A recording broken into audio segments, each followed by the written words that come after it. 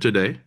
So if you haven't gotten that done, please get that done. Get that turned in.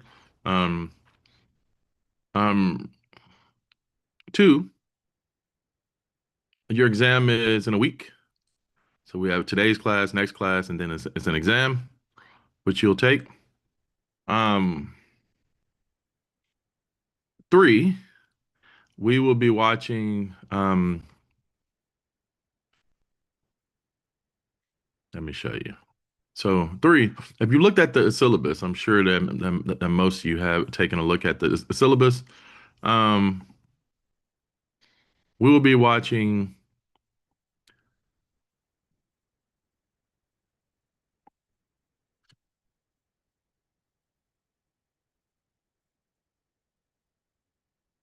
Okay, let me see if you can see it. Okay, as you can see here, we'll be watching Last Man Standing, which is right here on the 23rd. So that would be a video that you all will watch. It'll be on Blackboard. Uh, it'll be found under your course content because this is where you will find your exam. You'll go here, click on Module 1. Your exam will be here, as you can see, right? So it'll be found there. It'll open up. Um, and then exam 2 will be here, but Last Man Standing will be here for you to watch, right? So you'll be able to watch this video clip. I will be here as well. Um, I'll log in. I can play it for you and let it play through. If you want to just watch it from here, or you can watch it, um, in your own time.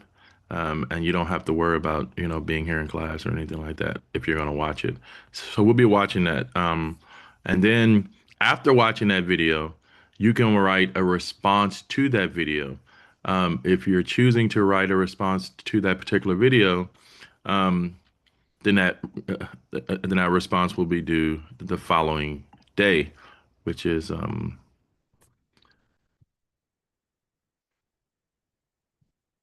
25th. So it'll be due by the 25th.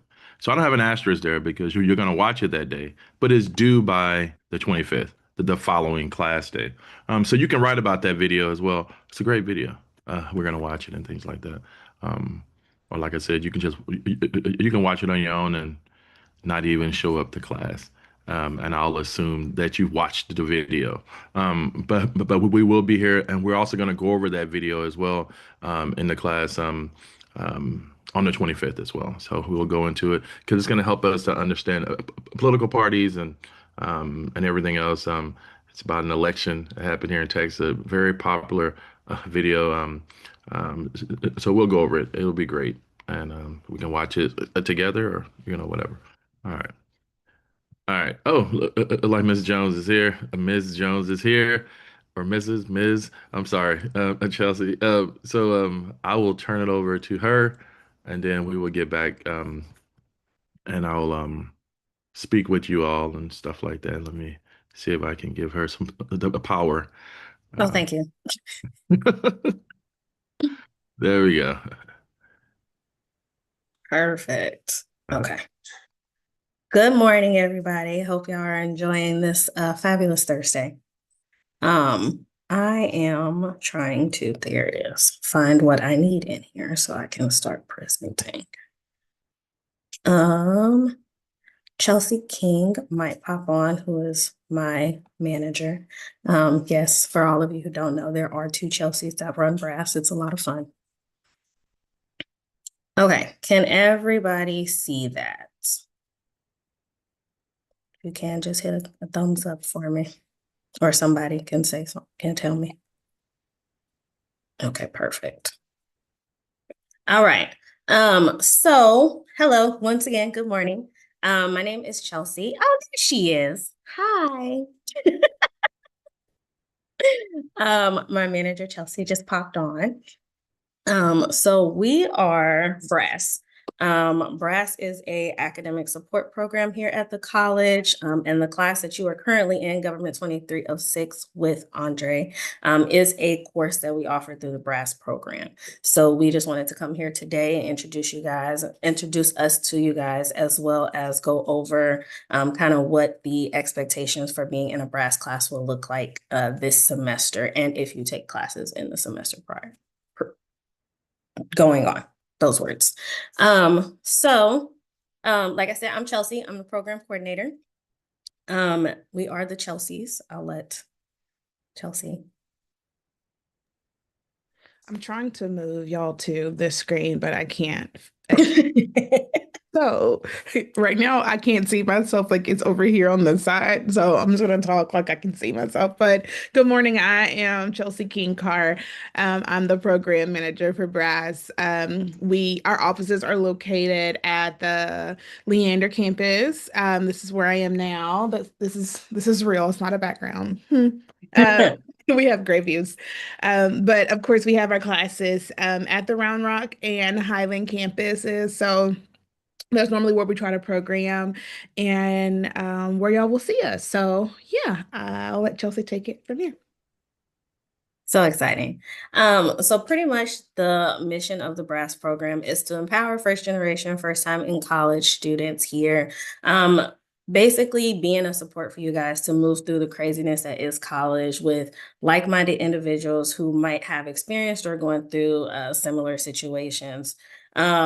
The goal is, of course, to complete your goal, whatever that might be, whether it's transferring to a four-year university, graduating with your associate's, your certificate, to go out into the workforce once you finish here at ACC. So those are the things that we are here as a background support for you guys. So we are that middle point of contact if you're unable to get a hold of somebody, whether it's an advisor, tutoring services, learning lab, anything like that. We always try to embed a connection so that way we can get that connection run through really quickly. So that is pretty much what our goal is over here on this side of the house. So with that, we have some amazing professors who have been with the program for the last 5 years that it has been here. We had some new professors added last year, but Andre is one of our veterans. We love having him. We always get great feedback from students about how they enjoyed his courses. So not only does he offer 2306 with BRASS, but he offers 2305 in the spring. So if you need both, definitely take that into consideration when spring registration opens up in October. A chunk of our courses are in partnership with African American Diaspora Studies. So the information you receive there will be focused on that, but it'll be the same credit overall. So once you get that transcript, it's going to show that you took Government 2306 or 2305, and then you'll be able to transfer and move on to what's next. Personal Success Coordinator would happen to be me. This is a fun title. I am a huge student-facing point of contact, so a lot of your outreach communications and appointments will be with me. Unless I am unavailable, Chelsea will take over. But if you need anything, you will always reach out to me or the BRASS email, because that will come to both of us, just in case one of us are unable to get to it quick enough. But I am here to be that point of contact that I discussed just a little bit ago, to make this transition and this process a smooth one for you all. So some of the other courses that we offer outside of government, we do history, which is African American history. We have English 1301 and English 1302. Our 1301 is at the Highland campus. 1302 is HighFlex at the Round Rock campus. But we also offer a 1302 at Highland in the spring. And then we have our student development course, which is for those first time in college students who are coming in that need to get allocated into the craziness that is college, because college and high school are two completely different beasts that we all had to battle at some point.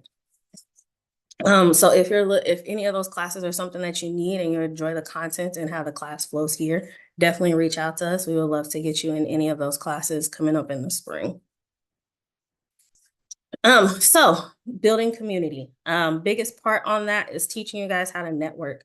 We know that can be challenging if you probably don't notice, but I despise public speaking, but here we are. So being in this position has definitely helped me increase my public speaking and networking skills. In order to promote that, we host events at least once a month throughout the fall and the spring semester, which you will receive since you're in one of our classes. You will start receiving emails from Brass as well as our monthly newsletter that will have everything that we have going on. Even though we don't necessarily have mandatory events in the program, it's strongly encouraged that you attend at least 2 events in order for us to be able to get to know you so we can put you in those spaces that will help promote and encourage that type of growth that you want. We get outreach a lot for panels, paid focus groups, internships reach out to us to recruit our students. So we have a nice little pocket of people that you are able to work with, and we want to make sure that we know which students we are putting in those places. Our mentoring program is being revamped at the moment, but we are partnering with Student Life, who has a mentorship program as well. So if mentoring is something that you're interested in, you can definitely reach out to us so we can make that connection to get you a mentor to help provide even more of a support system for you. So this is one of our mentors. If you want to take the time to read it, please do. But she has been a mentor with the program for a while. She is also an advisor at the Round Rock campus who works closely with getting our students in with the schedules and classes that they need to be successful. So we are doing a event to where students can come and get advising in person with her at Highland and also online with her to go over courses and what that would look like for them. So Corey, it has been amazingly supportive to our students here. So the journey, like mentioned, we focus a lot on first time in college with first generation students, but our Brass program is open to all students who want to be a part of a community and build that support. So the goal is for students to come in, feel supported, get what they need in order to persist and move on to the next semester or even the next year until they're ready to graduate or transfer out. And that could look different for everybody. So you could only need 1 year to be able to transfer out to the university you want to go to knock out those general education courses or just get to where you want to education-wise to transfer. You could do a certificate program that might only take a semester or 2 and be straight into the workforce. So persisting to graduate and transfer looks different for everybody, but we're here to support whatever that looks like for you as the student. So we want you to be able to get that support to move on to what's next. Do you have anything you wanted to add, Chelsea, about that process? Yeah, so this is the most important part of one of the most important parts of our program. We are here and have been put in place to make sure that we can be an extra aid to you guys to make sure that you are successful during your collegiate journey. I don't have these facts up here, but first time in college students, Black students, Hispanic students, all trend at the bottom of all the success reports that we have. All the data that we have say that students like you guys that are in classes like this that we have tailored for Brass and then our sister program called Ascendere. Those students need the extra support, so that's what we're here for. So we want to we want to reiterate that as much as we can. I know a lot of you probably got this spiel at orientation in August, but we want to continue to enforce that.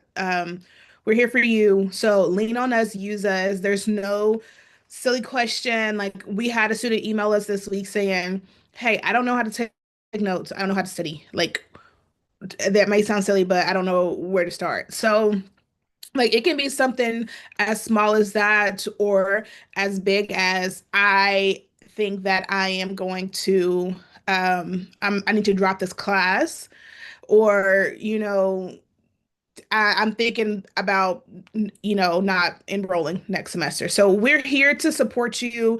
That's the joy of the community college is that we have the community involved. And so there's all types of resources that the college offers from money with for whatever transportation, like there's so much stuff. There's a wealth of things here and a wealth of knowledge. So please don't hesitate to reach out to us for any small or big thing. You want me to do the next one? Okay. So we have a couple of partners at ACC that we normally use to program with. So you'll see us occupying some of these spaces or partnering with these different departments to get you guys the assistance that I just mentioned that we offer here at ACC. We do throw our own brass specific events. However, these people are subject matter experts in these areas. So you'll see us send you things and mention a lot of their services in our newsletters that come out monthly. So expectations and opportunities, of course, we have those because this is a program. So we 100% expect you to take advantage of everything that we offer. And we do expect to see you. We want to see you because our program and our services can only go so far. We need you to make sure that you are also on the receiving end of making these things happen. So we have midterm check-ins where we'll do this, or we'll reach out to you if we see that you may be needing some extra services, or if you have reached out to us saying, hey, I need to be connected to X, Y, and Z. Can you help me in this area? We'll reach out to you and check in with you. If you are a first gen student, you will also be hearing from us as well because we have to get a couple of touch points with you guys throughout the semester just to make sure that you are staying on track. So midterms is around, well, actually, we're going to do early this year. Chelsea mentioned that we're going to be working with Corey to do an early registration event. So that's going to be in person on October 9th and then online on October 10th. So um, we I am holding you guys to attend one of those or sign up for one of those sessions. The goal is to get 100% of our students enrolled in spring semester, or at least to know what your plans are. So we're going to be anticipating everybody enrolling for spring. Those classes do open mid-October. However, like I said, October 9th and 10th is when we're having that event. We 100% expect you to check your email every day, multiple times a day. That is the primary way that everybody communicates with you. Um, we know that you may get inundated with emails from different departments throughout the college. That's why we only send you the one newsletter monthly. That's how you'll hear from us unless it's something important that we have been asked to communicate with you guys. Um, we also update our Instagram with events and just know about what's happening with throughout the college. So if you do not follow us, please do follow us at ACC Brass on Instagram. One of my goals for the year is to increase our following. So if you don't follow us, and even if you not consider it and go do it right now. Well, maybe not now, maybe later, but do follow us. And I think the student responsibilities, you probably have all gotten that. We don't have parking permits this year, so you don't have to worry about that. But if you do not have your student IDs, that is important. If you are on any campus, you are mandated to have that on your person at all times for safety reasons. So please go get your student IDs. These are some important dates that are coming up. We have pass at drop. Our midterm advising dates are there. We're going to check in with you guys in your class after the registration event. So if you didn't attend the registration event, you will hear from us. And of course, spring registration starts on October 13th. And we're doing the early registration event to make sure that you guys get locked into your classes before everybody else because we have a record number of enrollment this semester. So that means that classes are filling quickly, very quickly. So we want you to be sure that you get the instructor and the classes that you need and that you want because first come, first serve. So you get those perks because you're a Brass student. And that's our little flyer for the registration event. And I think that's it. Yeah. Any questions, comments, concerns, thoughts, ideas of how we can serve you guys this semester? I will say that we do partner with our instructors to offer extra credit for attending brass events. So make sure that you come and that you sign in and just hang out with us. We will be considering some other online event platform type things so that you guys can also be there. But if you happen to be on any campus for any brass event, please come see us. And then we'll be also be at the Riverbat Bashes at Highland and Round Rock this year. So if you don't have a brass shirt, we have new shirts this semester. So come get you a shirt, say hi, and introduce yourself. So thank you, Dr. Hawkins, for having us today. And we will be seeing you guys in a couple of weeks. All right, we're gonna get out of here and let you guys learn something today, hopefully. There we go. Thank you. I think you have to switch hosts because if it's telling me that I might end this thing. Okay. There we go. Okay, there we are. All right. Bye, guys. Have a good one. Bye. You too. Bye-bye. Okay, welcome back, everyone. Before we get going, I do want to say, remember how we got going with this class? I started off explaining to you all, how, the politics go back and forth, right? It's not as serious as as many people make it out to be, right? There are some things that are serious, but there are ways to fix it in the system, right? You can work through the system and all these things here. And in a democratic type system, there's going to be all kinds of viewpoints and things like that.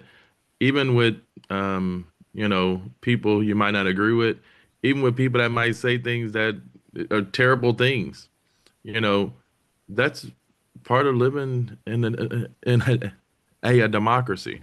And a man, he was shot yesterday, right, and killed for his beliefs, I'm assuming, right? The things that he has said, and it's just terrible stuff. And I'm I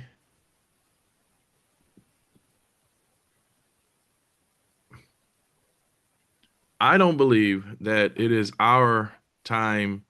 I mean, I don't believe that we can decide, well, everybody needs to calm this down and things like this, because it's hard to control how people think and how people feel about certain things and stuff like that.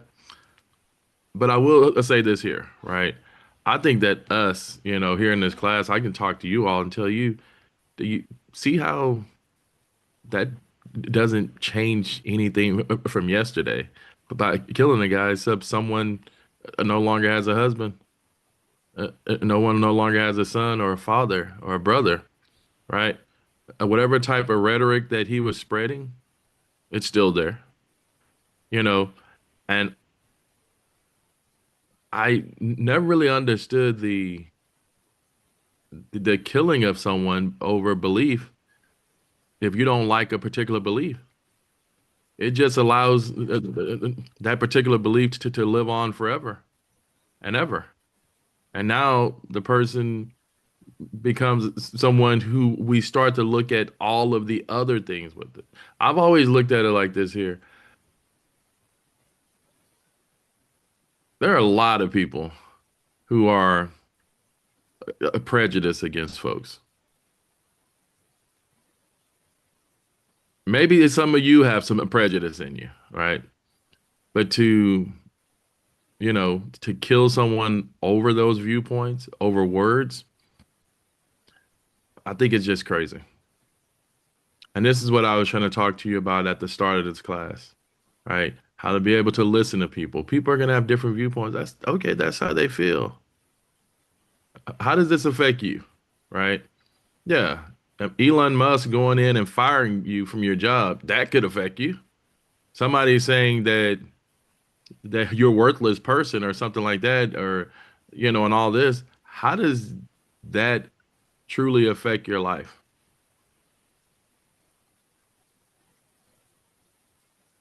It was sad to see it. And, I said, I think I've said this before, like, I don't understand like Robert Kennedy Jr. probably watching his dad get shot on the news over and over again. And you got this man here who's been killed, and it's just everywhere. It's just playing over and over and over on loops, even when you didn't even ask to see the video, right? He was racist. He was a sexist. But, many of us, if we took out all of the racists, the sexists, the people who have problems with gay people and things like that, we might not have grandparents. I'm not covering for the guy. I'm not taking up for the things that he said. I'm just saying, right? And it's just playing on a loop, just playing everywhere. You can't even get online without seeing it. And the, you know, that's a sad thing there, right? I, I'm not, I don't, I'm as bothered by that as, as anybody being killed, right? But the fact of the matter that, we look at the reason for it, right? Which is well, actually, I have no idea what the reason is, except to assume, like most people, it's because of what he's saying, right? Can I butt in really quickly? Hmm. To kind of like reiterate like what you were saying, Charlie Kirk said like verbally he didn't feel empathy towards anyone. Like he felt like empathy wasn't real and stuff like that. So that's why I feel like he's getting the reaction he is now online because your words are gonna have consequences, whether you believe it or not. And his consequences unfortunately caught up to him. I can't defend the guy. I can't but I can say though, like life at the end of the day.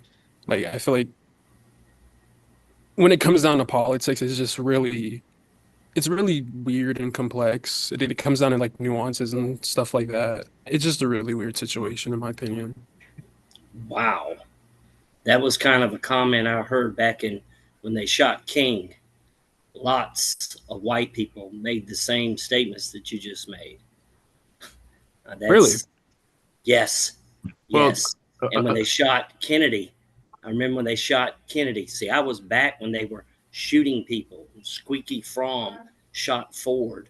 Nah, man, you don't ever shoot someone or justify a shooting in any manner because of what someone says. Remember, Martin Luther King was shaking up an entire system. He was putting at risk millions of people who were against equality. And there were people cheering when he died. So I'm talking about not a few people, millions, as many that were cheering or crying. So no, nobody should ever in the United States be attacked for their speech ever. It's a very precious right. I remember watching on TV Jesse Jackson getting beaten because he wanted to drink out of a water fountain in Orangeburg. And this was not late in the 50s and 60s. This was around 1971. I was just a kid, but we watched it on TV. And we had people make the same justifications. Well, Jackson shouldn't have been down there running his mouth, or Jackson shouldn't take such radical measures as getting a group of people together and protesting in front of a restaurant. So these things aren't new. But these people doing these killings are the whole essence of terrorism. They are mentally ill, and someone out there is taking advantage of them. And it's not easy. I mean, it's not hard to do. If you ever watched, a lot of people are too young to remember Oswald. Oswald not only acted alone, but he acted based upon what other people were telling him to do. And I remember that guy sitting there. He's a former U.S. Marine, honorably discharged. Communist Party member. And the communists tell him he's an idiot for shooting Kennedy. But he had listened to people's rhetoric and what Kennedy was saying and had developed a pathological hatred of the man simply because he was using his freedom of speech. Freedom of speech is very important to us. It's what keeps us free. So, and that includes hate speech or what you perceive as hate. One man's hate speech is another man's love. Okay. King Well, is a perfect example. I don't. I'll say this. That hate speech isn't protected under the Constitution. I'll tell you that, right? But no, it isn't protected under the I Constitution. mean, freedom of speech But- doesn't mean freedom of consequences too. Sure, Like, but your you can- consequences are never stifling your freedom of speech. When you say freedom of speech, if you're going to kill a man for what he's saying, I'll say again, they shot Martin Luther King over what he was saying. And many things he said at the time were considered to be hate speech because the people at the time had a different outlook on what was hate and what was someone trying to make radical changes. Alright, you know, and I hear you on was this. shot down because Okay, Robert what is- Kennedy made because Robert Okay, Kennedy. Clark, I didn't mean to let interrupt. Sean get let Go ahead, Sean Sean. get some words. Yeah. No, I ahead, hear Sean. your perspective, right? Like, I mean, at the end of the day, no one should be getting shot or killed. But like, I'm gonna give it to you from the perspective from me as a black male. If someone is spewing hateful rhetoric towards me and like my own people, how am I supposed to sympathize with that person when something bad happens to them? How am I supposed to, forgive them and move on and, mourn their death when, don't get me wrong, Jesus forgives. It's up to him now. But like, how am I supposed to sympathize for a person who's done and said so many horrible Right. things? I listened to Charlie Kirk, and he never said anything horrible at all. But I will Really? go back. I will- Really? Okay, listen well- to me. Really? I will go back. I'll go back to King. I'll go back to King. Okay. The white people back then felt that King was a threat to them. King kept constantly saying he wasn't a threat. But if you ever listen to his speeches, he was a threat to the actual social order at that time, a very physical threat to it. And that many racists, or what we would call racist, didn't think they were racist, but they were. And they hated him for it. Now, the man that shot him had been egged on, and he spent his entire life regretting shooting that man.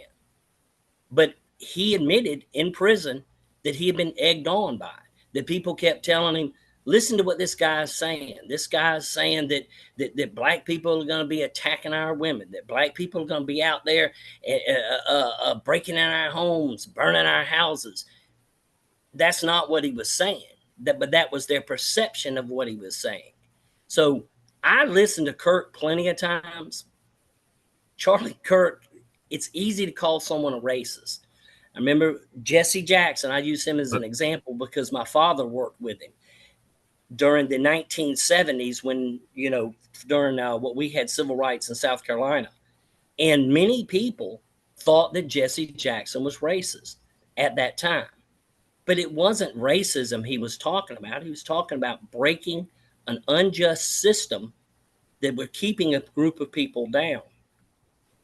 One man's racism is another man's social order. Okay. Well, let me say. I mean, this. he's had Hold some on, pretty wait. radical Sean. takes about Sean, DEI and Sean, things like Sean. that. Sean. Okay, hold on, guys. Listen. Yeah. Clark, he has said racist things, and he has admitted that he is what people would call a racist. He said a lot of racist things, and it would qualify, under the Constitution as some of the stuff that he said as hate speech. His stuff would probably be closer to Malcolm X versus Martin Luther King, who you are quoting. But at the end of the day, him talking as he's talking and things like that, he is free to say what he wants to say and things like that. It shouldn't result in being killed and things like that. And Sean, to your point, you don't have to feel sorry for him dying and being killed, right? You don't have to have any sort of empathy for him, and that's part of being in the country, of having that freedom as well. All of that stuff falls back on you, and it's something that each person has to deal with on their own and figure out. Okay, do I have to get over this? Do I have to forgive these people so that I can have, so that my mind can be clear? So that all that stuff falls on you. Like no one has to feel, yeah, I mean, has to forgive people and things like that, or feel badly for someone being killed and things. But at the end of the day, you are free. I mean, people should be free to speak as they want. I just got to talk to the class yesterday before this happened and explain that, you know, if the Klan is marching down the street and the police is trying to stop them, I'm gonna ask the police, why are you stopping them from marching? They should be able to march. They're racist, but they should still be able to march. This is the country. Once you take that away from them, then they'll eventually come and take it away from you and take away your ability to do things and stuff like that. So, um, we just have to just turn it off, turn the channel, log off, keep moving forward. Don't listen to the video clip and things like that. And then we don't have to even pay attention to the stuff. I would argue, but nah, he is Clark. I would have to respectfully disagree. He is not in the same boat as Martin Luther King. He is definitely probably closer in the same boat to Malcolm X. He's probably closer to that than he is Martin Luther King and stuff like Yeah, that. but you wouldn't want Malcolm X as much as Malcolm X did. He did a lot of good also. I You understand, but, wouldn't but the want him person, to be but the shot or person who killed. advocated a little more, if we want to qualify it as hate, would have been Malcolm X. It wouldn't have been Martin Luther King. So No, but I'm saying honestly, they egged James Earl Ray. If you ever get a chance to I listen don't to Ray, believe that. I don't on believe that, to Clark. I don't committing. believe that they egged him on. I don't believe they egged him on. He did it because he wanted to do it. People always regret something after. I've seen people abuse women and then regret it for the rest of their time that they're in prison. I'm sorry. I can't really give James Earl Ray a pass on that one there. Oh That was no, no, I'm not giving him a pass because he was, you know, when you're that weak and ignorant. But what I'm saying is that people are out there who will find people like that and manipulate them and use them. That's what the whole essence of terrorism is, to find people who can be manipulated to commit heinous acts. And the person running it is it keeps their hands clean. Uh, you That's who these people who are assassinating people.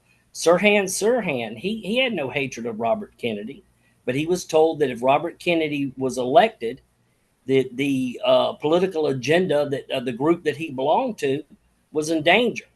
And so, he went there to assassinate the man. Malcolm X was shot and killed, if I remember, by a rival who was simply over politics, rivalry within the organization. But I don't. No one should ever in the United States. We should look at hate speech or people speaking. You counter that with logic. You counter that with showing that this person's speech is wrong or incorrect. You don't do it by going to the extreme and then feeling a sense of satisfaction over, well, now he's shot, he's dead, he's not hearing it. I'll say this here, right? I don't think that Sean was advocating for the person to be shot.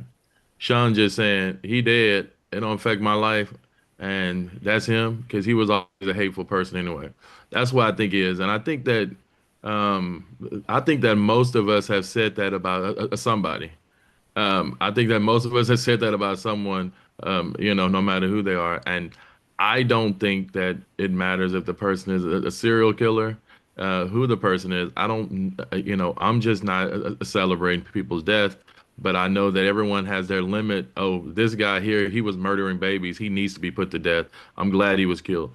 And we celebrate that and we don't feel badly. So I'm not going to knock Sean for his viewpoint because I know a lot of people have something that would allow for them not to feel badly about someone put to death. But what I am going to say this here is that I don't, like I've always been someone to look at Kennedy, in terms of Marilyn Monroe messing with them, and how do we know it wasn't it wasn't her husband or ex-husband doing all this stuff here that had him killed. So I'll always look at these things here, and I'm like, I don't know who did what. They haven't even found the kid yet. I just hope that the kid isn't killed. We know it's a kid because they said today, or a young person. They said it's a college age person. They got the video of him going there. They traced it back. They got the video of him showing up there and climbing onto whatever. And I guess they're checking ring cameras in the neighborhood because he went into the neighborhood and stuff like that. And they're not releasing any video yet because they apparently, I think they have a good idea of who it is. They just wanted to confirm it and things like that. And they said that they might put out the video later if they have a hard time. I mean, if they need help, but right now, this is how they're going to handle it right now. So we'll find out who it is. We'll probably never find out why and things like that. Mostly because Clark, I try to accept the uh, the Oswald and all that stuff, but you start reading more and you start to like, okay, let's see if it's more to it. So I don't want to head down some weird conspiracy train, but I will say that I think that we will find out soon. These guys in law enforcement are doing a great job, and I think that we'll figure it out. And to John's point, hey, a man had a family. This is sad stuff, you know what I mean? And no matter what, and uh, I did want to also say that it is 9/11, and we did lose thousands of people today over an attack on our country. And I got to, I mean, that was probably that one day, you who were around, who remember, that next couple of days, we were the country was kind of calm and tend to sort of all have an enemy on the outside to all be united against. And it is a weird time for us. If any of you who remember that time, it was a weird time for us where we were all sort of united-ish because most of us were together. Most people kind of knew what the other person was thinking. Everyone was sort of getting along with each other because we knew that apparently someone is coming at us, even while still excluding any Middle Easterners in our neighborhoods. But you know, that was the last real calm time that we had of the nation really being united, and ever and since then it is kind of just ramped up and stuff. But like around that time for like a week or so, everybody just kind of got along, and it shouldn't take a tragedy for that. I know we say that all the time. It shouldn't take a funeral for the family to get together. It shouldn't take a tragedy for us to ultimately get along, and that's what it took for us to get along with each other for a week. I don't know if we ever see that again. I mean, ever. Maybe, as Clark said, as he mentioned Pearl Harbor a few classes ago, maybe people got along then. We know after 9/11 they did. I'm just not seeing it, and not communicating with each other, not being able to just talk out things, is a thing. And I will give, Charlie Kirk, I didn't really agree with a lot of stuff he said, but I'll give him this. He went into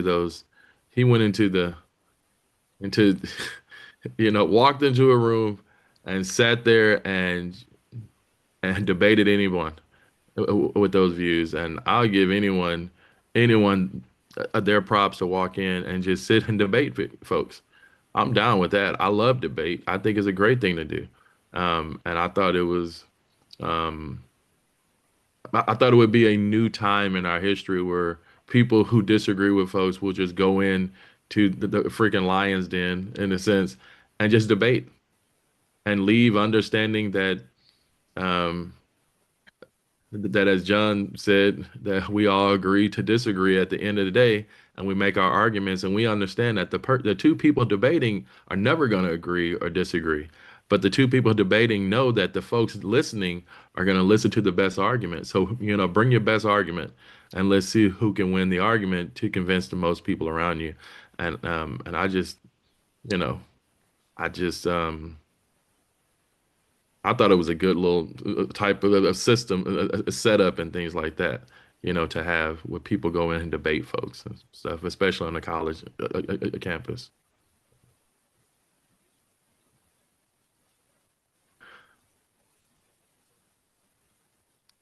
It's sad. Um,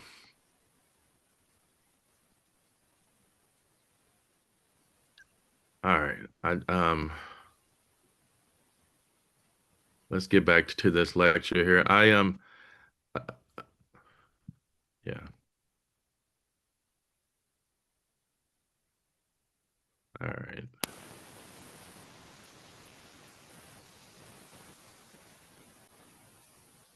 Okay, we were way down here. We were moving along. Think we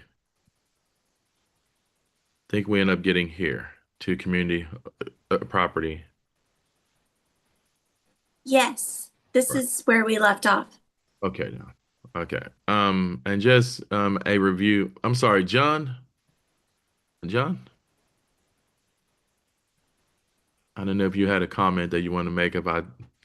I don't know if you turn off the thing so you can talk to me or not, but just let me know. I'll let you speak. But yeah, community property. I just want to reiterate that if you're married, all your stuff, like you can leave half to whoever that you want. You can leave your half of the community property to anyone who you want, but that'll just be your half of it. If you don't do anything or sign anything, it'll automatically go to your spouse. Um, there are 4 steps to amending the Constitution. Like you don't need to know all the steps, but you do need to know that we have 4 steps. So if I ask you how many steps are there to amend the Constitution, the answer is 4. So that should be pretty easy, straightforward stuff. Um, um, yeah, okay. Let's get to local government.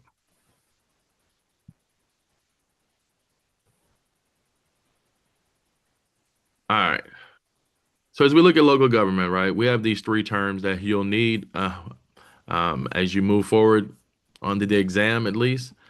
We have initiative, a referendum, and recall. Initiative, referendum, and recall.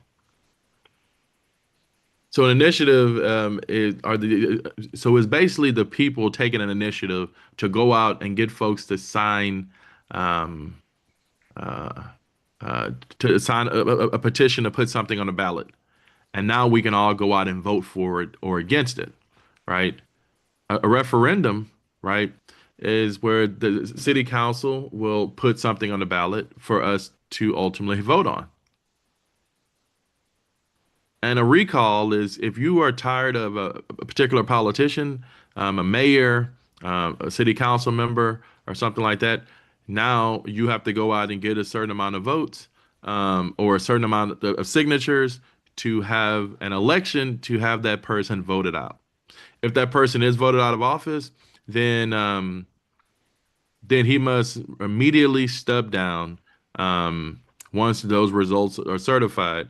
Even if there's not enough if there are not enough members on the council to hold a quorum, he has to leave. So we'll look at this, right? So this is direct democracy. This is us essentially voting on things. It's not us voting for someone who's going to ultimately represent us in government. This is us making the vote for these particular laws. Because when you're voting for folks in like U.S. governments, we vote for our representative, our senators, and they will then propose bills and put forth laws and create laws for us. Here, we get to vote for our own laws and things like that. And we'll talk about general law cities and home rule cities very soon.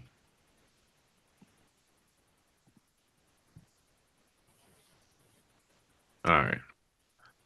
We have lots of municipalities. These things are created and disbanded right now. We have Space City, which I don't know if that's an actual city. I think it's an actual city now. I know that Elon Musk had it. He talked to the city that he was in, and I don't know if he has part of the city, but I know that he has control over the city if he wants to shut the city down for whatever he's doing for a day or so.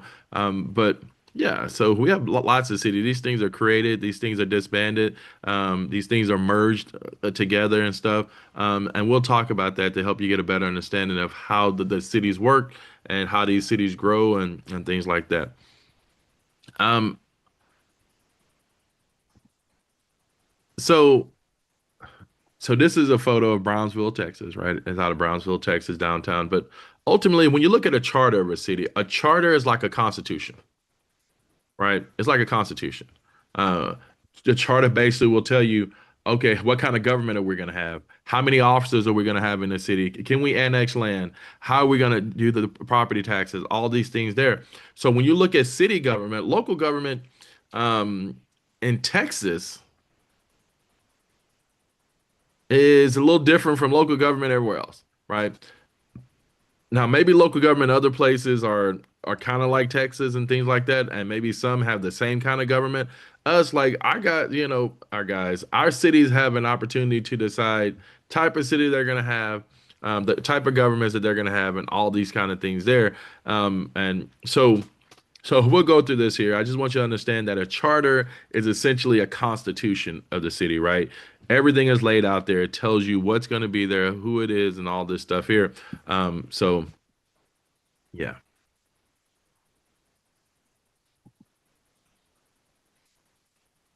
Now, don't worry about the first two bullets, right? But let's just jump to the next one, the general law city, right? What's a general law city? Well, a general law city is basically an incorporated community with a population of 5,000 or less.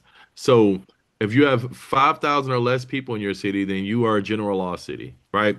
Um, so they can't really do a lot. So they could have a charter, but they can't really do a lot until they get 5,001, right? But as long as you have 5,000 or less, then you are a general law city. Like you can have like some commissioners that do a bunch of legislative things that kind of handle certain things, but it's not really a city where you can do the taxing and do a bunch of stuff that you can do in the home rule cities. And we've seen a lot of general law cities, right? Especially here in Texas. If you've driven across the state of Texas, then you know that it's these cities where you're driving and you're going like 75 miles per hour, and all of a sudden it drops down to like 45. And then you sneeze, and then it's back up at 75 miles per hour, right? These are general law cities. These little small cities, they might just have a grocery store. I mean, I'm sorry, they might just have a station that also has a laundromat in it or something like that. They might have a random McDonald's there, right? But other than that, there's not much there except a school, maybe, right? And like a lot of these general law cities, there are a bunch of these across the state of Texas.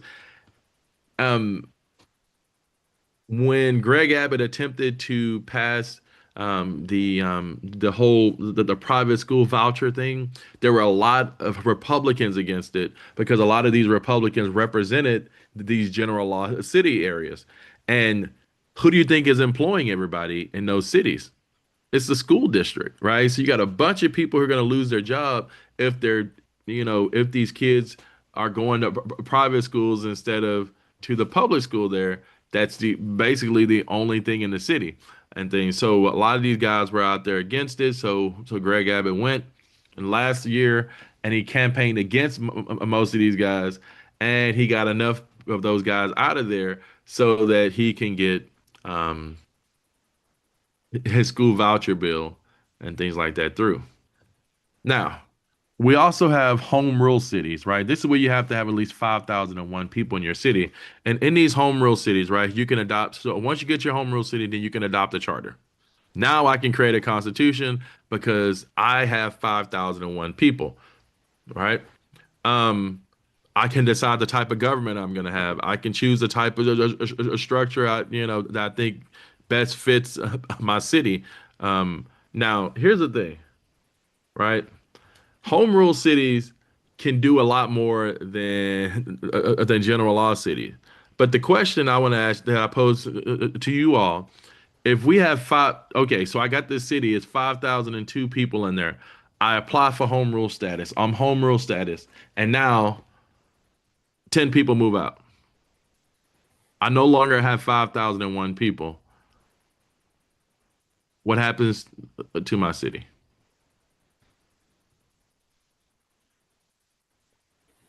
Is it still a home rule city? Because after you get the status, they don't remove it. There we go. Good job, ma'am. Yes. So once you're a home rule city, you're always a home rule city. So once you can get it, then you get it. So the whole idea is to just get there. Is there a certain amount of time for you to be 5,001 for you to apply? Like a baby is born, you're at 5,001. Do you have to wait for 6 months? You got to wait a year? How long do you have to be there? No, you can get started with that as soon as possible so you can get rocking and rolling. This is good stuff, right? I I'm I'm not from rural area, right? I'm from a city. You know, I like being in the city. I don't know if it's from watching the scary movies back in the day and people running, and the next house is like a mile away as they're running. I don't know what it is, right? I just like being in the city. I like being around where there are businesses, and I don't like being in towns where everything closed at 11 and you can't do anything, or at 10 o'clock, right? The city is nice. That's just me, right? I'm a fan of that. So I know that a lot of people who don't like that, who like for everything to be dark and they don't want to attract people coming to their neighborhoods and stuff like that. A lot of these, we have some of these people in cities, but they're on, they're like in a back area where you think everything's dark till you get back there. You're like, oh, it's houses back here, right? But most of the time, these are general law cities and things like that. But home rule cities are always looking to grow and get bigger and bigger and bigger, so that they can have more things. In these cities, you also get the services and things like that that these other cities don't get, like general law cities don't even get. So,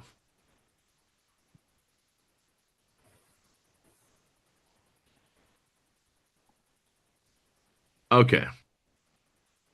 So let's look at the three types of city government. We have three types of city governments here in this state. The council manager first. We'll look at that one. The council manager. And if you were wondering, here they are: the council manager, the mayor council, and the commission form type of system.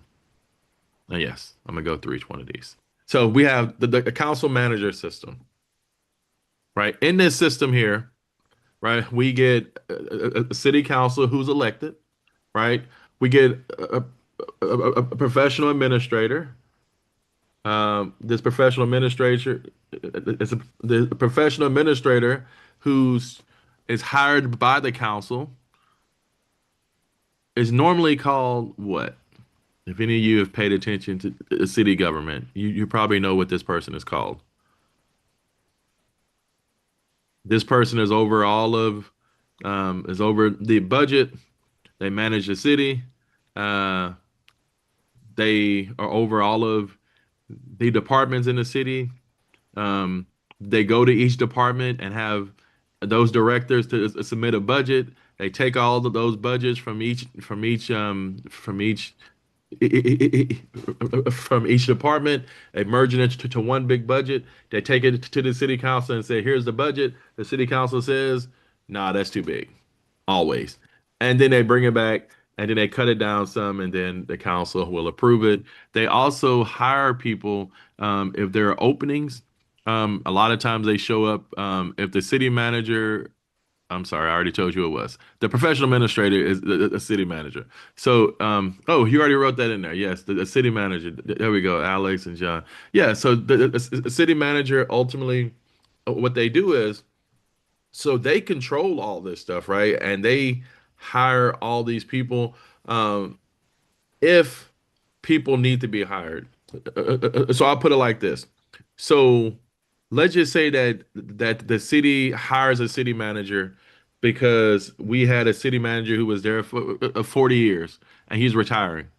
Well, when you hire a city manager, most of those the directors, like the director of Parks and Recreation, the directors of water and utilities, and all these things like this, these guys will probably still have their jobs because, hey, the dude got older. He put in all of his work, and he's about to hang out and just chill, right? So we're electing or hiring a new a city manager, and when hiring that person, now it ultimately leads us to, okay, I hired the city manager, but the city is rocking and rolling, it's doing well, right? But we still need a manager. Now, with if a city's not doing so well, right? And you have to hire a city manager. Now I'm going to come in as a city manager and I'm hiring new directors of different things because the ones who were there sucked, clearly, because that's why they hired me, right? So you're able to do things like that. But this is in the council manager system. And in this council manager system, in addition to an elected city council and a city manager, we also have a mayor. Now, this mayor can be chosen by the council. The mayor could also be chosen or elected by the voters. Now, the mayor has the same amount of power as one member of the council, meaning there might be 6 members on the council and a mayor. And when they vote on things, it's whoever gets 4 to 3 and things like that, right? Because the mayor has the same power. He can't do anything. He can't stop anything. He can't veto anything. He shows up and he cuts, at ribbon cuttings and things. And he sort of just serves as a mouthpiece for the city and things like that. Now, here's the issue. In the charter, the mayor has no real strong power and things like that. And when the mayor, if the city council gets together and decide to choose a mayor, right? They're like, okay, so we have to choose a mayor. We're going to choose Kathy as the mayor. Well, she is technically mayor, but she doesn't really have mayoral type power, right? That you would see, because why? Because all she does is cut ribbons, and I mean, she can vote, but she don't have a lot of authority and power, no real power at least, right, on the books. And she doesn't even have real power, in reality, right? She has no real power. Here's the issue. If you see that a second one there, if Kathy is elected by the people and they vote for her for mayor, Kathy still doesn't have power according to the charter. Like, the city council has more power than her according to the charter. But let me ask you all a question. If you vote for Kathy for mayor, who do you think is running the city? Do you think it's the council? Or do you think it's her? If you go out to vote for a mayor, who do you think is running the city? The council or her? Depends on it should be the mayor if all the people are elected, instead of like that district voting that you get with city councils. Everybody's voting for the mayor. She should be running things. But I've seen that with the mayor can be removed by the city council, but the mayor can't remove anyone else. And sometimes it's just a symbolic position. But I would say that if she's elected by all the people, that she should have all the power. It's just like the president. Right. Now, to your point, the mayor can be removed by the council at times, which is stupid. Um, and I'm just saying it's stupid. In my opinion, is stupid if she's elected by the people. You see what I'm saying? But if she's elected by the council, then that makes sense. But to your point, and to Brianna's point, we don't care. Like, okay, let me ask y'all something. Who's read a charter before? A city charter? Who has read a city charter? Every now and then I have one who's read a charter because they're Not just weird people like me.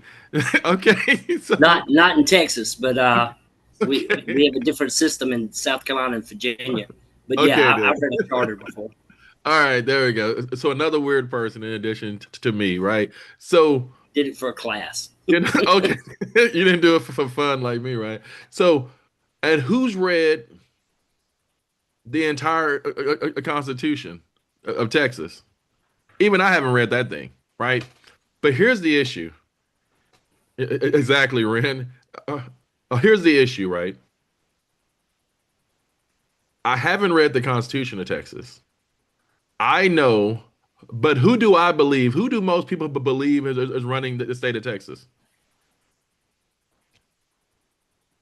I don't think anybody think it's the lieutenant governor, do they? Like most people assume it's Greg Abbott who's running the state of Texas, Yeah. even though the Constitution says that he doesn't have the power. Most of the power is Dan Patrick. You see what I'm saying?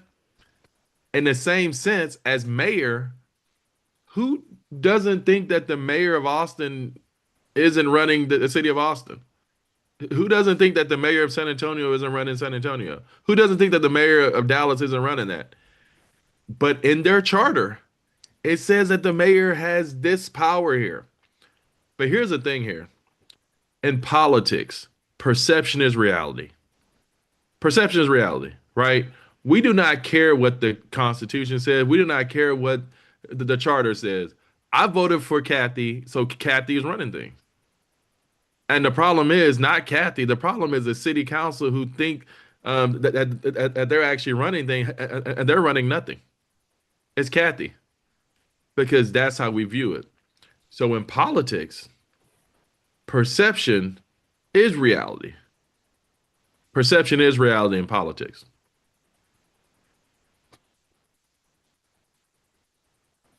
Because if the council gets together and removes her from office, we're voting them all out.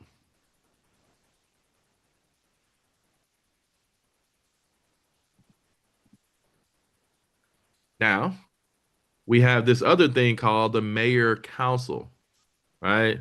So we have the council manager, which is the city council, and the manager is basically running everything, and the mayor is just hanging around, twiddling their thumbs, I guess. But then we have the mayor council, and the mayor council works like this, right?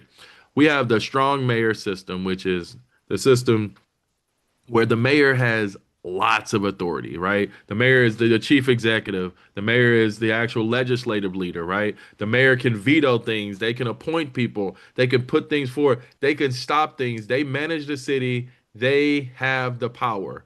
The mayor has the power. I remember two stories about the mayor, the former mayor of Houston. I remember so she the former mayor of Houston, she's gay, right? And I'm telling you that she's gay, not for the fact that I just want to tell you that she's gay. I'm telling you that she's gay because it matters in this story, right? So she's gay. She's elected mayor. It's like 2008 or something like that, or 2006. I don't remember when she was elected. Anyway, she gets elected, and she happens to be gay after being elected, and she wins. And this is probably 2010 when she gets in. So she wins the election, and and she runs she has a term because in the strong mayor system they have term limits, right? Because you have too much power, they can't just let you, stay there just running everything. And so she has her election to run for re-election, and she wins in November. During the Christmas break or so, she goes and she gets married in Massachusetts. She marries her wife or whatever, right? Um, and then she comes back here to Texas. And this is, I don't remember which year this was, but it's prior to the Supreme Court ruling it, right? That is legal. So she goes there and she comes back and she shows up in January, like the first week of January or so, and she says, "Okay, everybody, so we're going to recognize same-sex marriage here in the city. If anybody leaves the city and gets married, I mean, leaves the state and they go to a state where marriage is recognized, and you come back, you'll be able to put your spouse on your health insurance. You'll be able to put your spouse on this, and this." And like people from like Joel Osteen lost it, and the pastor of Grace, kind of, and all these people were out there saying stuff, but no one on the and they were like the city council needs to stop them, but nobody on the council would say anything because she's like a couple of weeks away from starting her next term of 4 years of being a strong mayor. And I remember this, right? Because I remember talking with a city councilman. I went with a buddy of mine to go eat at a chicken and waffle place that the city councilman owned. And we went there and we were sitting with the guy. He was talking to us and he was like, "I don't want to oppose her publicly because I'm not going to be able to get anything done because she's going to block everything." And it's just the sheer amount of power that the strong mayor has. The strong mayor can be the strong mayor is a tyrant. The mayor of Houston has so much authority, just like the mayor of El Paso, I believe, has so much authority. These are the cities that are really truly run by mayors, and they have that superpower, and they wield that power as much as possible, and things like that. So, and there's always a battle where in Houston, all the mayors, like many of the mayors, are Democrats and they're liberals, but the mayors and the police officers get along, but the mayors and the firefighters don't. The firefighters are the conservatives, the police officers are liberals, and the police officers are tight with the mayors, and they've been tight with the mayors for like 20 to 30 years of just being tight with the mayor, and the mayor keep increasing their budget and cutting budget, or not increasing the budget of the firefighters. It's a weird thing in Houston and stuff like that. It's hard to really explain, right? But anyway, the weak mayor system, right, works like this, right? It's basically the weak mayor system is basically the council manager system, with us electing the mayor. That's it. That's essentially what it is. We just don't call it weak mayor and things like that. Then we have a commission system, which a lot of states have this here. A lot of states have a system where they have like a commissioner or they have like a group of people and stuff like that. And they have a lot of these in their towns. Like we don't have towns here, but a lot of people have towns in their states, and these states that have towns have commissioners. And ultimately, the commissioners are basically like council members, but they call them commissioners because they don't have a lot of money in their budget. They have a little something or something, and it's just different. I don't really understand why they call it that, but that's what it is. But it lets you know that it's a smaller city most of the time.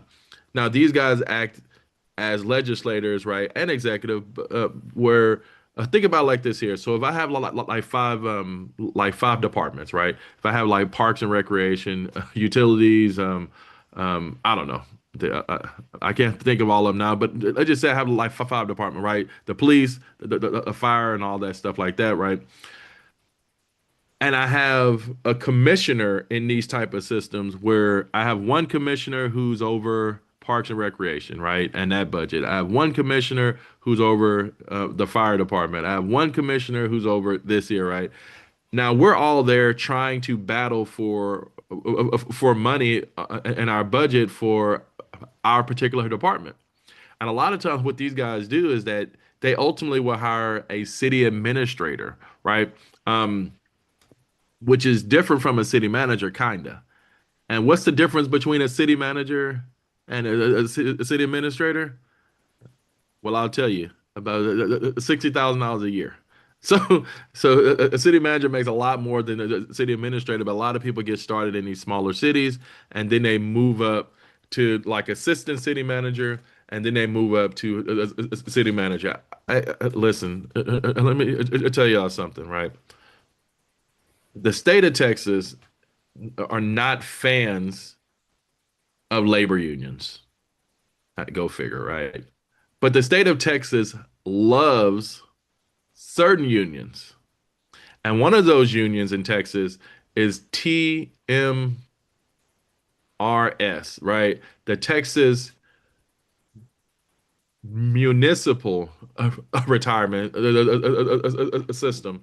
Because ultimately, right, these are a bunch of city workers who are making a decent amount of money,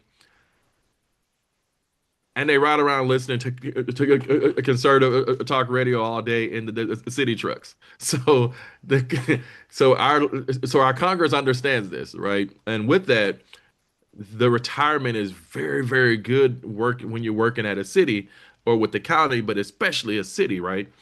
And so it works out well for you. And I tell you all, right, this is a great job to do if you're looking to work for the city or something like that, right? You can be a city planner, you could be a city, a lot of people start as an assistant city manager or an assistant to the assistant city manager. And then you can work your way up, and then you have to go to East Texas and be an assistant city manager or something like that, or West Texas. And then you head to like Amarillo to be a city manager in hopes that an opening will hopefully open up, in Austin or in Sugar Land in Houston or something, so you can make your way back down this way and stuff. So there's a lot of opportunity. It's like being a coach in Texas, right? There's opportunity, but you just have to go to a place, get some experience, and then head back here and stuff. But they make a lot of money. But the city of Austin pays well as well. You get maternity leave. If you have a child, you also get paternity leave if you are, you know, the spouse of the person that had the child, right? So you also get leave as well. So it's a lot of these things here that are built in. City government is normally great, and most cities in Texas, I mean, we don't really have a history of cities going bankrupt in Texas. I'll just go with that there, right? We just don't, right? So uh, uh, the retirement is safe normally.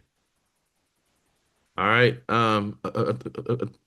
Thank you all. I know it was and I appreciate all the comments, John, Sean, Clark, Kathy, Rent, everybody, who chimed in, Missy, right? Thank you all for chiming in. Thank you all for your viewpoints. We respect them all. I thank you for them, and never be afraid to, debate people. Bring your facts and your allegations, and your insinuations and all that stuff with you as you debate and try to win those things and stuff like that. And I look to see you all next class, and after that, we will have our exam the following one. Yes, ma'am. I was checking on the outline and it says, for September 16, the Federalist and the 17 and Federalist 45. And I was checking the book, I didn't see it. Okay, so a great thing, right? So Federalist a 1745, you can just look that up on Google, right? Oh, Right, you can Google that and read through it. It's a great read. It will be one of your questions on your exam. I will tell you that. We're gonna go over it, but that will be one of them on your exams, so that you'll know that it will be there. I don't want you to think that I won't always let you know what's gonna be there, but that one there will be an essay. And I'll go over it you with can you. continue letting us know what is going to be in the Don't be bashful. Okay, thank you. You're like, you're not hurting my feelings if you tell me. So, okay. Then. All right. Thank y'all very much. All right. All right, then. Thank you. Have a good day. All right, you too. Bye-bye. Thank you so much, Professor. Thank you, Missy.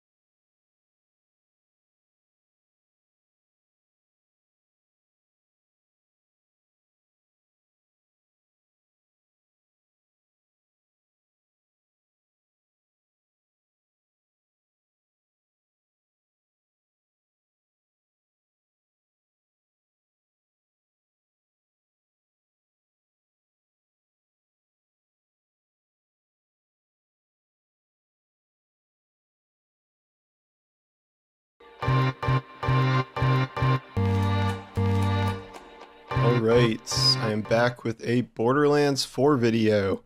Not just a Borderlands 4 video, the Borderlands 4 video, my video review, as opposed to my written review, which went up at embargo at 8 a.m. This is obviously filmed after that. This is kind of what I do.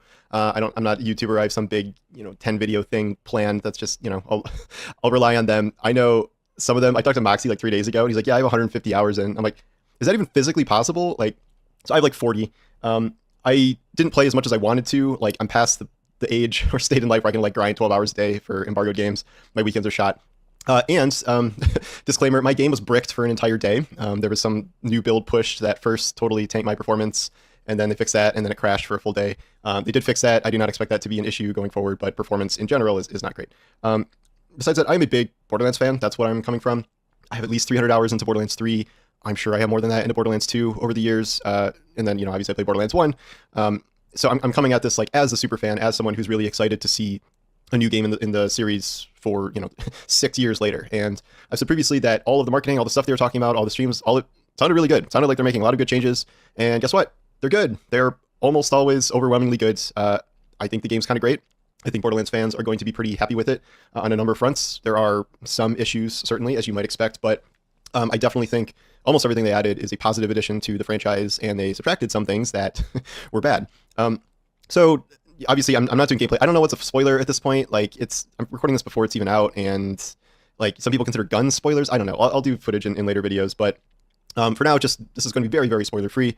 You are a Vault Hunter. You get a thing planted in you that makes you not be able to leave the planet, and also kind of somewhat subservient to this new bad guy, the Timekeeper. We don't learn a lot about him for a very long time. Instead, we are focused on 3 of his lieutenants in 3 different regions, and you have to kill them and get things from them to go take on the Timekeeper. This is not, the most novel concept in the world, killing mini bosses to go kill the big boss. But the open world is great. It's such a welcome change for the franchise. If you play any of these games, you have these distinct segments. It's like these very unique biomes and stuff, but you have to load all of the time. I've lost track of how many of these places are just incredibly segmented, and you're just spending so much time loading. Here, everything is connected outside of a couple specific boss spaces. There's 4, I don't know, but everything else is connected seamlessly through the open world. I say seamlessly because this does definitely create some performance issues. One consistent one is especially driving new places. Every time you kind of change over to a new part of the map, it would hitch. I know there's a day 1 patch. I went through 2 builds of this and multiple patches, even pre-release, and it broke my game once. Other times it improved performance. So I don't even know where things are going to land today. But it was definitely an issue, and we'll see how that manifests here. But generally speaking, the open world is a very positive.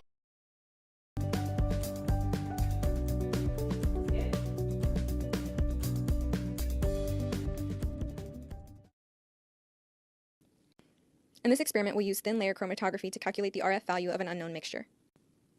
Weigh out between 0.5 and 0.7 grams of an unknown analgesic. Be sure to record the unknown number. Mix for 2 to 3 minutes in a small beaker with 10 ml of ethanol. Gravity filter the mixture into a small flask. Rinse the beaker with an additional 2 to 3 ml of ethanol and add it to the flask. Obtain a silica gel TLC plate and a developing chamber. Holding the plate lengthwise, use a pencil to gently draw a straight horizontal line about 2 centimeters from the bottom of the plate. Start with one of the standard solutions and make one spot along the horizontal line near the center.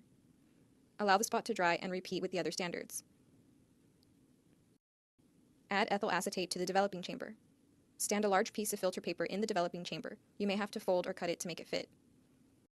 Tilt the chamber to wet the filter paper with the solvent. Carefully place the TLC plate in the developing chamber and close the chamber. Allow the solvent front to rise about 3/4 of the way up to the plate. Then, remove the plate. Using a pencil, draw a line to mark the location of the solvent front. Allow the plate to dry slightly. Then look at the plate using a UV lamp. Circle any spots you see. Calculate the RF values of any spots identified. Compare the RF values of the spots in your unknown to the values of the standards.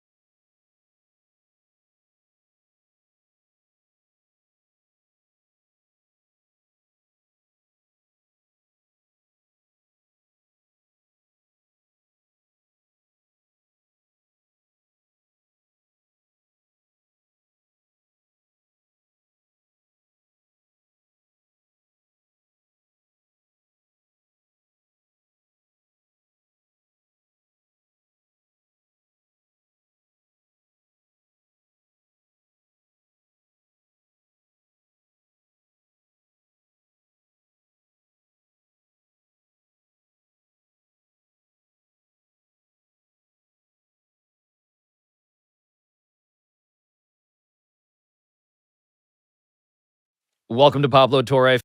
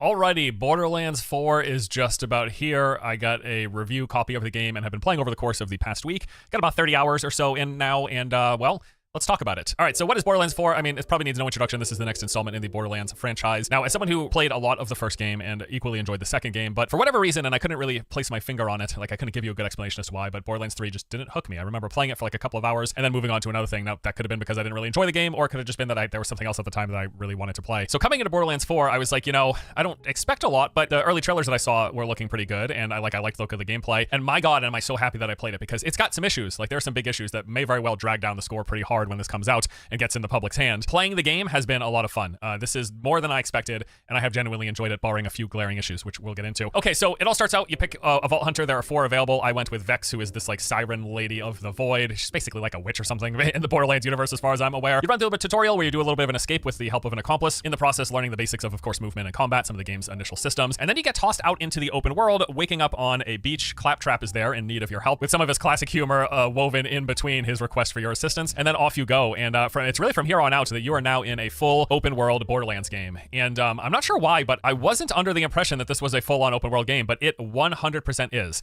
This is Borderlands open world game. It's arrived, and it's pretty massive. In fact, most review builds, they'll come with like an info sheet that gives some basic details about the game. And as I was going through that, it said that it should take you like roughly 4 hours on average to reach the first major boss fight in the main story quest. I didn't get there until about 12 hours in, so just 3x the average time according to them. And that's because there was like so much going on in the open world, all of these different side quests, points of interest to explore, collectibles, events that popped up, and I just like wasn't focused on beelining the main story quest. So yeah, it took me 12 hours to get to the first major boss fight, and that was only exploring like a third of the first big zone in the game. So this is a big open world game as far as I can tell. It's also one big fully seamless space. Now, there are some borders along the edges, and there'll be like certain areas like mountain peaks in the middle of the zones that you actually can't climb up to physically. But I would say a majority of the play space, like at least 90% of the surface area of these open zones, is fully 100% explorable. There are 0 loading screens as you move about. In fact, I think I've seen a total of 1 loading screen in the 30 hours that I played of this game so far, and that was in loading into like what was essentially a big dungeon area at the end of the first big chain in the main story questline. But other than that, all of the 30, besides that 1 loading screen area, the 30 other hours that I've played, or the rest of that, let's say 29 other hours that I've played, has been just like exploring the open world, doing all this open world stuff without loading screens. Again, I didn't realize that, but yes, this is a full open world game. That's what this is. So you're gonna go around the zones, and it's gonna have a lot of the open world stuff that you expect. You got points of interest, you got various events and encounters, there are collectibles, main story questline, of course, and then tons of side quests and even bounties, a bounty system in the game. So let's go through a bit of those things here. First, for the points of interest, these are all over the place, and pretty much all of them will have some sort of an objective to unlock that gives you collectibles or currencies towards progression.